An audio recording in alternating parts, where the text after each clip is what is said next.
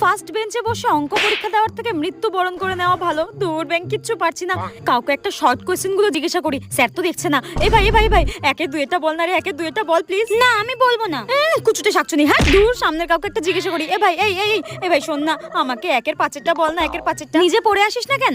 নিজে পড়ে আসিস না কেন? দেবো এক্ষুনি ঘাটটা মোটকে, দেখবি? হাট এখান থেকে। দূর, কিছুই তো লিখতে পারছি না, অন্তত প্রশ্নগুলো হুবহু টুকে যাই, যদি একটা নম্বর দয়া করে আমাকে দেয়।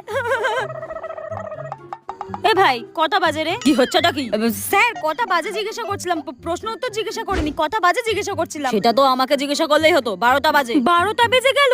আমার পরীক্ষারও 12টা বেজে গেল। আমার মা আমাকে লাথি মেরে ঘর থেকে বের করে দেবে। ওর খাতা দেখে একটু চুরি করে লিখি, কি টিকটিকি ডিমের সাইজের হাতের লেখা। এই আচ্ছা, কিছুই তো লিখতে পারছি না। টয়লেটে গিয়ে কারোর থেকে উত্তরগুলো জেনে আসি। হ্যাঁ স্যার বলছি, টয়লেটে যাব। টয়লেটে গিয়ে উত্তরগুলো জেনে আসবে তাই তো? কোথাও যাবে না, লেখো চুপচাপ। স্যার আপনি কি বাড়ি থেকে পণ করে এসেছেন? আমাকে পাস করতে দেবেন না?